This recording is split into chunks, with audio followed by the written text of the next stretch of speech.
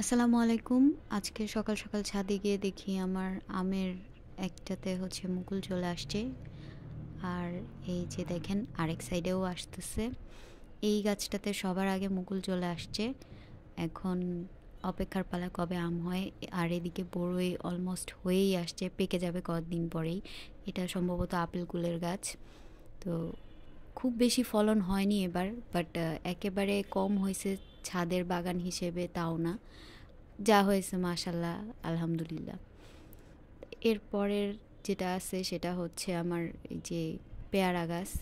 শীতে যখন সব গাছ মরা মরা অবস্থা, একদম জীর্ণ শীর্ণ অবস্থা পুরা ছাদের, তখন এই ফল গাছগুলোতে একটার পর একটা করে ফুল আসতে থাকতেছে।